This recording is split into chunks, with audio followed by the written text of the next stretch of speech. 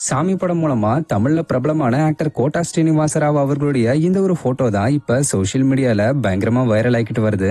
1942 ஆந்திராவில் இருக்கக்கூடிய விஜயவாடாவில் பிறந்த இவர் ஒரு நடிகர் மட்டும் இல்ல, அரசியல்வாதியும் கூட. இவர் தமிழ், தெலுங்கு, ஹிந்தி, கன்னடம் மற்றும் மலையாளம் உள்ளிட்ட மொழி படங்கள்ல நடிச்சிருக்காரு.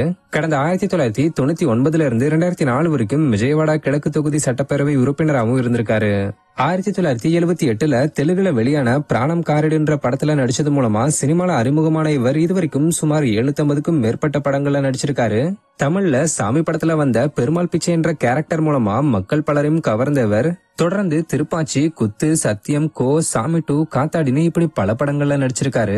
சோ இவருடைய சிறப்பான ஆக்டிங்னால சிறந்த குணச்சித்திர நடிகர், துணை நடிகர், வில்லன் இப்படி பல பிரிவுகளின் கீழே நிறைய அவார்ட்ஸ் கிடைச்சிருக்கு.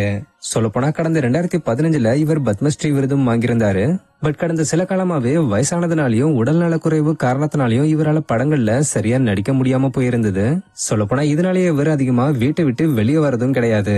போன வருஷம் கூட ஓட்டு போடுறதுக்காக நடக்க முடியாம இன்னொருத்தரோட உதவியால இவர் கைத்தாங்களா நடந்து வந்த வீடியோவை நீங்க எல்லாருமே பாத்திருப்பீங்கன்னு நினைக்கிறேன்.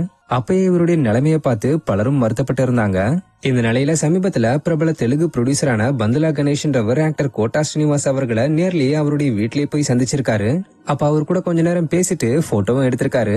மேலும் அந்த போட்டோவை தன்னோட எக்ஸ்பேஜ்ல ஷேர் பண்ணவே இப்ப அது பயங்கரமா வைரல் ஆகிருச்சு. ஏன்னா அந்த போட்டோல ஆக்டர் கோட்டா ஸ்ரீனிவாஸ் அவர்கள் உடல் மெலிஞ்சு காணப்படுறது மட்டும் இல்லாம கால்கள்ல புண்ணோட கட்டு போட்டு இருக்கிறத பார்த்த பலரும் ஷாக் ஆகி, என்னாச்சு இவருக்கு ஆளே அடையாளம் தெரியாம மாறிட்டாரு, எப்படி இருந்த மனுஷன் இப்படி ஆயிட்டாரு, இவருக்கா இப்படி நடக்கணும்னு வருத்தப்பட்டு கமெண்ட்ஸ் பண்ணிக்கிட்டு வராங்க.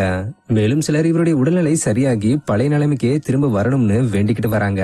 அதே நேரத்துல இவருக்கு டயபெட்டிஸ் இருக்கிறதுனாலதான் இவருடைய உடல்நிலை இப்படி ஆயிருச்சுன்னு சொல்லி சில தகவல்கள் சோசியல் மீடியால சொல்லப்பட்டுக்கிட்டு வருது.